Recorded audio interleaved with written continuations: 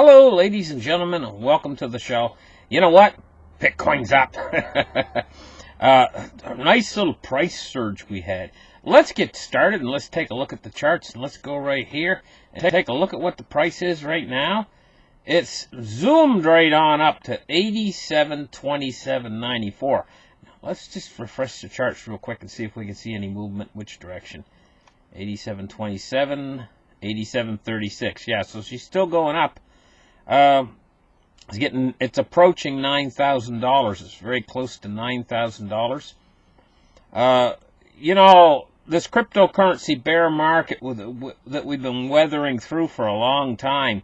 We're now looking at it was getting down. I think, was it under 100 billion? It was right around, it was getting around really low, around 100 billion.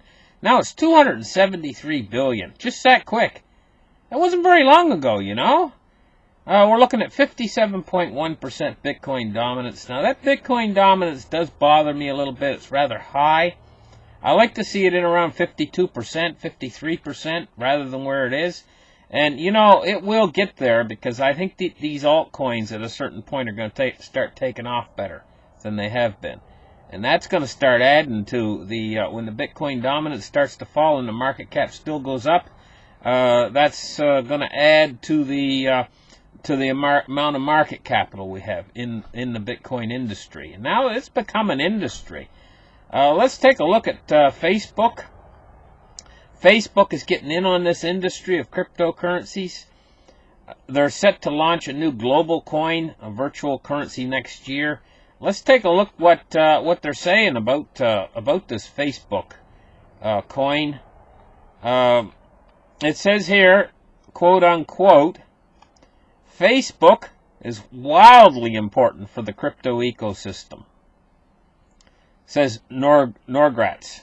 He cemented his notion by saying that Facebook is one of the largest companies in the world, and its blockchain project is an indication that crypto is a part of its future. It is widely known that the social media giant is planning on using a stablecoin. He added that the Facebook coin is not a threat to Bitcoin, but is a major boost for the crypto space.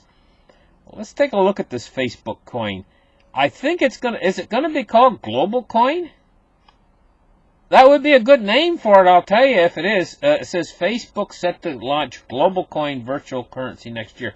I don't know if they're going to call it Global Coin or not. This article is saying Global Coin. I haven't heard the name of it. Maybe it is called Global Coin. Global Coin's a great name for a new Facebook coin.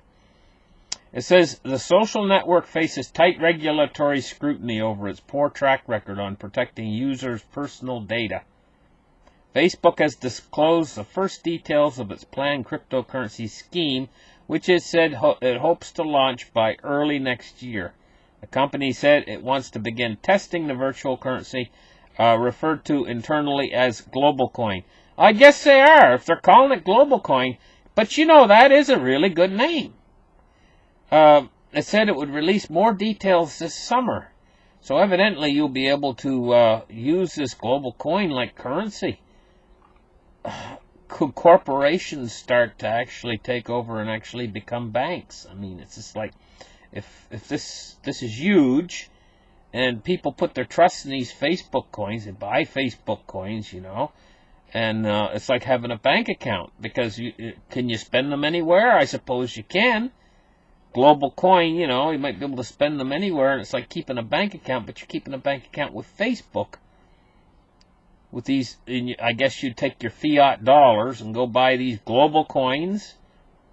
And so then Facebook has your dollars.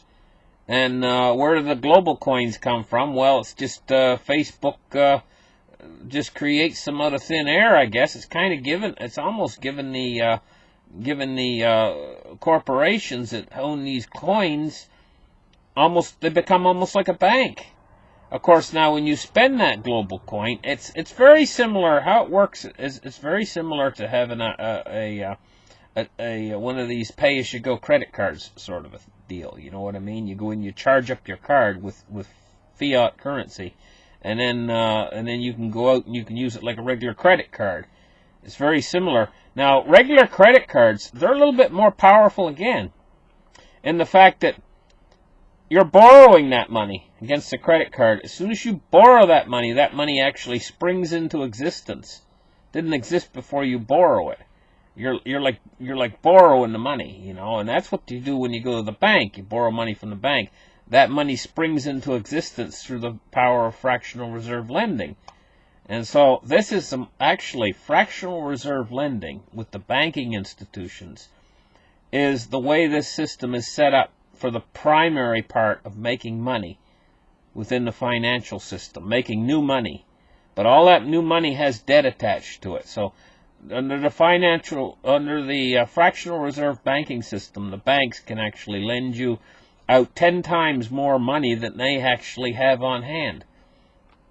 So it's almost like they're not really becoming banks, but it's almost like switching. The money might start pouring in more to these new stable coins, more so than the banking system. And also you have to understand that the cryptocurrencies themselves allow you to be your own bank, you know? And so this is what we're seeing with all of this. It's new technology, and it's advancing forward very quickly, and it's starting to take over. Listen, thank you guys for listening to this show. We'll catch you guys very soon with another report. And let's keep our eye on Bitcoin, because she's starting to go back into a bull market again. I like the idea of Bitcoin being in a bull market, you know. And how high will it go? Well, I think it's pretty obvious. I think it's going to rip right on by its old high of 20,000 ultimately. We might get a couple more legs up, you know, where it goes up and then it backs off and comes back down a little bit before it takes the next leg up again. And we might get a couple more of those. Probably, I imagine that $10,000 is going to be a real psychological level, you know what I mean? And why these psychological levels actually affect the price, like if it crosses $10,000, all of a sudden it'll dip back away from it again. The reason why is they set sell orders, you know, and they set them at specific areas, you know, and like you might get a lot of people that that they're going to sell as soon as Bitcoin touches $10,000. So Bitcoin goes up, it touches $10,000, and all these sell orders come in, and then she backs away because that's a psychological level. People always like to, if you were asking a person pick a number between 1 and 10,000, like if you went out and talked to people, you know, on the street, pick a number between 1 and 10,000, a lot of people would say 10,000. You know, they wouldn't say 8,963. Now, you might get the random guy that would say 9,432 or something like that, but he's a free thinker. He doesn't think in the box, you know. The average guy on the street, though, they think in a box, and that's why these psychological even ends of numbers like 9,000, 8,000 become psychological in the markets, you know, because they'll put their sell orders in at that price. They don't put their sell order in at $8,932. They put their sell order in at 10,000 or 5,000. You know what I mean? Anyway, that's why it becomes a psychological hurdle. But I believe that the cryptocurrency is going to bust through. The big psychological hurdle will be when it reaches its old high of around $20,000. It's going to be a big psychological hurdle, but I believe that it's going to smash right through it. Anyway, enough talking. Thank you guys for listening to the show. Like and subscribe. Give me a thumbs up. And I didn't have a whole lot of new information today. You know, there's not a lot going on in the crypto space right now at this particular moment. Listen, we'll catch you guys in the next show. Bye-bye, and have a nice day.